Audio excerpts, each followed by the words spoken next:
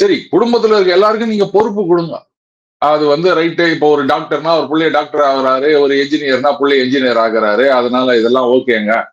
ஒரு கடை வச்சுக்கிறான் அப்படின்னு சொன்னா, அதுக்கப்புறம் எனக்கு அப்புறம் அந்த புள்ள தான் கடைய நடத்தணும் அப்படின்னு எதிர்பார்க்கிற மாரி அரசியல்ன்னும் போது, குடும்பத்துல இருக்கவங்கலாம் அரசியல்ல இருக்க பார்க்கும்போது, பசங்களும் நாமும் அரசியல்வாதியா இருக்கணும்னு நெனைக்கிறாங்க. இது எப்படி தப்புன்னு கேட்கலாம். நான் தப்புன்னே சொல்லல. அண்ட் உங்க குடும்பத்துல இருக்காங்க அப்படின்ற ஒரே காரணத்தினாலயே மத்தவங்கள ஓவர் லுக் பண்ணி, மத்த கட்சிக்காரங்க, சீனியருங்க அவங்கள எல்லாம் ஒதுக்கி தள்ளிட்டு, நீங்க உங்க பசங்களுக்கு போஸ்டர் குடுங்க. அதையும் நான் தப்புன்னு சொல்லல. ஆனால் அந்த பதவிகளை வைத்துக்கொண்டு மக்களுக்கு நல்லது பண்ணீங்க அப்படின்னு சொன்னா ஜனங்க திருப்பி திருப்பி உங்களை ஓட்டு போட்டு உட்கார வைப்பாங்க. மக்கள் நலம் மக்கள் நலம் என்றே கூறுவார், தம் மக்கள் நலம் ஒன்றே அப்படின்னு பாடிக்கிறார்ல.